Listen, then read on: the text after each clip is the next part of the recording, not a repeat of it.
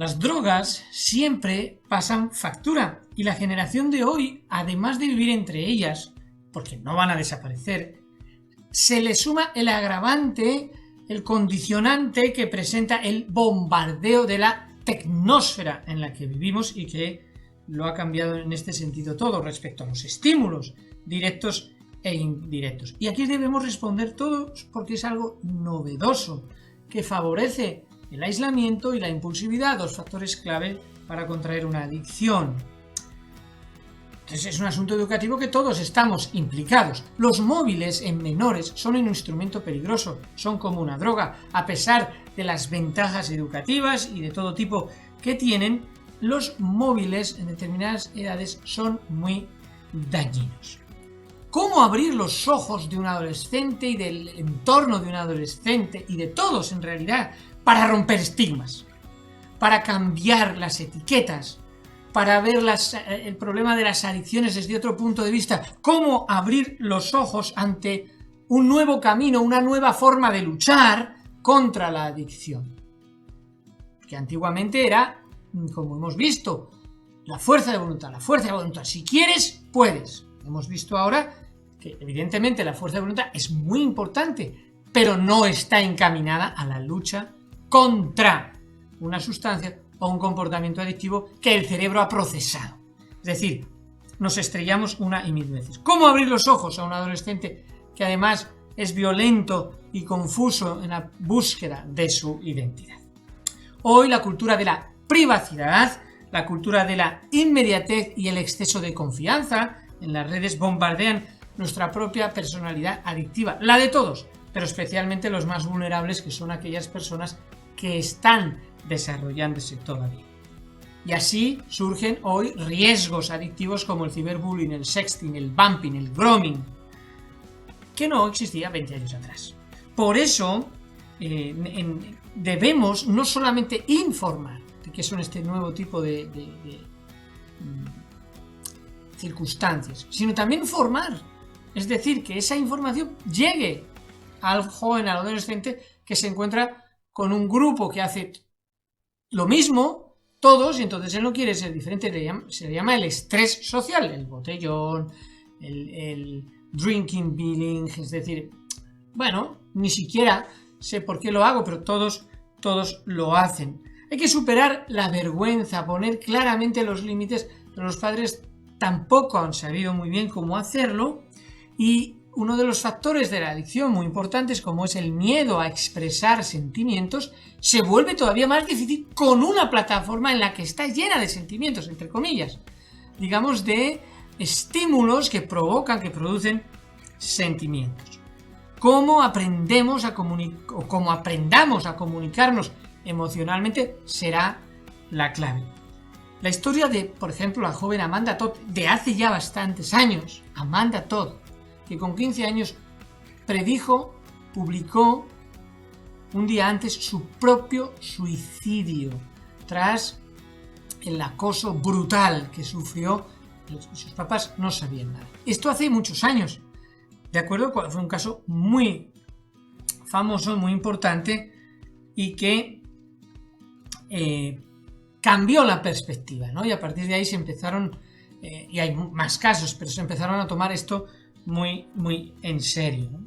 Algunos mitos sobre drogas, algunas ideas equivocadas y racionales sobre drogas o sobre comportamientos adictivos. No pasa nada, porque el comportamiento adictivo en algo que no es una droga tiene mejor venta, no se le ve con tantos problemas. En la droga sí, eso sí, pero el videojuego no, el videojuego ¿cómo va a afectarme, no? Sin embargo, estamos viendo cómo se disparan los casos, las consultas relacionadas con las apuestas, con la ludopatía juvenil. Entonces, las mentiras o mitos que debemos, por ejemplo, corregir, que vale para las dos formas de vida, tanto si se consumen sustancias como si no, pueden ser, por ejemplo, todo el mundo lo hace. Bueno, no es verdad. Es verdad, hay un excesivo porcentaje, ¿no?, de problemáticas. Pero no es todo el mundo, la gran mayoría ni se droga y la gran mayoría no contrae comportamientos adictivos que le lleven a enfermar. ¿De acuerdo? ¿Puedes controlarlas? Pues no lo sabes. La ilusión por el control ya vimos que es uno de los elementos clave. y puedes controlarla o no, porque no sabes realmente cómo va a afectar en tu cerebro, cómo se va a relacionar con tus conexiones nerviosas. Solo pruébalas. Pero ¿por qué tengo que probar algo que es venenoso, peligroso, tóxico? Es decir, no voy a probar un veneno para saber que es negativo. Porque te pueden decir, no, pruébala, pues no sabes lo que es. Pero bueno, tampoco el veneno sé lo que es y no lo voy a probar. No es adictivo, a veces se ha confundido, ¿no? Sustancias que, bueno, ya lo vimos en la historia, la propia cocaína no se consideraba adictiva. Ya vemos qué barbaridad. Entonces, hay sustancias que son más adictivas que otras, pero en cualquier caso se puede sufrir. El alcohol no es excesivamente adictivo, pero el alcohólico, entre comillas, es un dolor inmenso y además muy difícil de recuperar, puesto que la bebida social está ahí. Tranquilo, te vas a relajar, ¿no? Ese famoso cigarro que fumamos después de un nivel de ansiedad. Es curioso porque el cigarro es un psicoestimulante, no es un relajante. Así que en el proceso de recuperación de una adicción tenemos que partir primero ¿de qué? De identificar por dónde ha viajado la adicción, qué momentos tiene, qué fases tiene una adicción, ¿de acuerdo? Bueno, porque una adicción no ocurre de un día a otro, aunque la predisposición genética, incluso una sola raya en el caso de drogas esnifadas, puede ser determinante y no lo sabemos, o comportamientos adictivos, la primera vez que es más difícil, pero puede ocurrir que jugué, y resulta que tuve la mala fortuna de ganar un premio gordo, ¿no? Esto predispone. Pero las fases por las que se atraviesa en una adicción son, primero, pues el enamoramiento, es decir, qué bonito es todo, la luna de miel, qué bien lo he pasado, que cómo me ha sentado un poquito, aunque realmente hemos de decir que también tiene sus consecuencias negativas, pero no se ven, ¿no? Es decir, hay un contacto, una atracción hacia la oferta del placer. Y un enamoramiento, pero llega un momento en el que después se produce una traición, después se produce como una prisión, somos apresados a finalmente la ruina, es decir, viajamos de un enamoramiento a la ruina. Y además no nos damos cuenta de esto, es todo un verdadero duelo, es decir, de la crisis realmente que produce el verse adicto y no saber cómo salir, es una crisis que produce enojo, ansiedad, depresión, estamos ahí en la zona roja, hay que llegar, hay que pasar, ¿de acuerdo?, de esa manera hacia el aprendizaje, ¿de acuerdo?, hacia la comprensión y hacia el aprendizaje. Entonces, es muy importante no construir desde las emociones, pero es que en una adicción menos, porque la adicción es una enfermedad emocional. Nuestro árbol afectivo debe sobre todo sustentarse en el tronco, en la raíz, que son los pensamientos. No las hojas, que son las emociones, que hay muchas, son necesarias, bonitas, pero que se caen.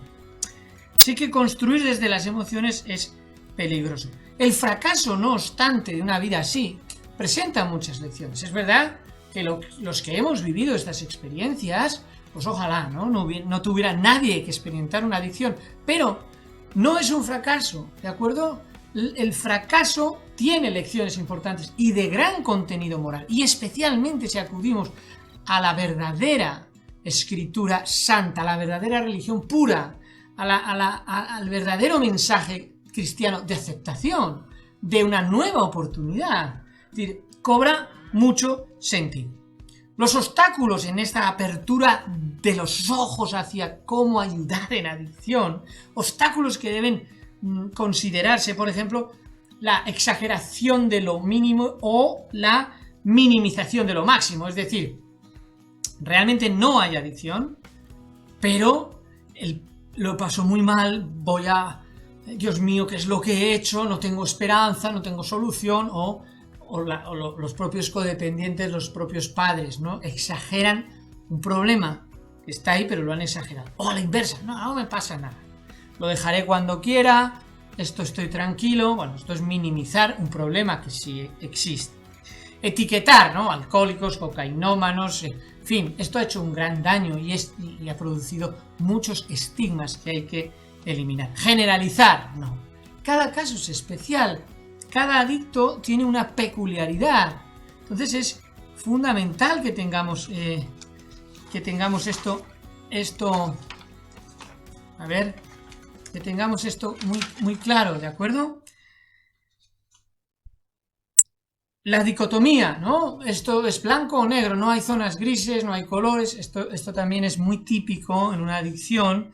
Las responsabilidades exageradas, ¿no? No solo me tengo que recuperar, sino que además devolver los 40.000 promesas, en fin, la angustia, la obsesión por la responsabilidad exagerada, ¿no? De hecho, la adicción, tú has enfermado y otra persona no eres realmente culpable de haber enfermado. Es verdad que has contribuido a ello con tus comportamientos adictivos, pero unos enferman y otros no. Lo que sí eres responsable es de tu recuperación, ahí es tuya. Y si puedes hacer una serie de ejercicios y no los haces, eres responsable. Pero no te culpes por estar enfermo. Porque una persona que contrae cáncer no se culpa ni la culpan tan fácilmente.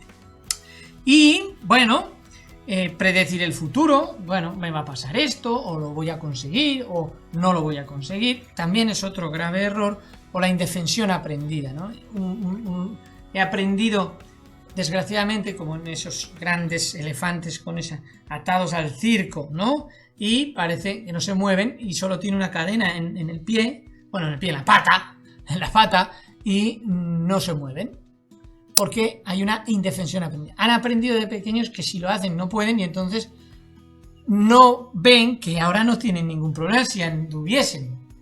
Entonces nosotros a veces hemos aprendido que determinada forma de intentar no va a ayudarme a nada, entonces ya no lo intento más. Y leer el pensamiento ajeno. Leer el pensamiento ajeno es muy típico, ¿no? Sobre todo, bueno, lo que piensan de mí, si tengo las comparaciones entre hermanos, en familiares, etc. Abrir los ojos a una nueva realidad significa un cambio de paradigma, un cambio de modelo. En la escritura surge un personaje de un gran estatus social, de un gran nivel cultural, una buena posición, llamado Nicodemo. Nicodemo tenía muchas dudas respecto a la naturaleza de Jesús, de este rabino, sobre quién es, si realmente podría ser el Mesías o no. Estaba inquieto y fue a visitar una vez a Jesús de noche, para que no lo vieran, porque era un personaje de gran repercusión social de la época.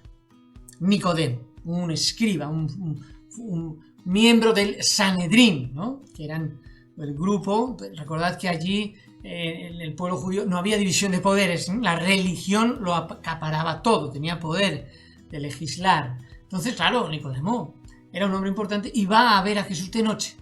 Jesús le abre los ojos, en ese momento lo impacta, le da una respuesta que quizá ni esperaba, ¿no? Te es necesario nacer de nuevo. ¿Qué puedo hacer para el reino de Dios? ¿Quién eres tú? En fin, un poco tratar de decir, bueno, voy a ver a este gran maestro, a ver qué le voy a enseñar o a aclarar mis dudas. Pero lo cierto es que Jesús lo impactó, le propuso, no le impuso, le propuso abrir los ojos. ¿Abrir los ojos a qué? A una nueva realidad, a una nueva forma de superar adversidades e incluso de entrar en el reino de los cielos, que es la de la rendición. Te es necesario nacer de nuevo. Y en adicciones muchas veces hemos intentado una y otra vez. Nadie sale a la primera, ¿de acuerdo? Se han intentado, pero no siempre hemos considerado que realmente hay una manera diferente de tratar de luchar. Pero necesitamos abrir los ojos a una nueva realidad que nos espera. Hasta el próximo tema, amigos.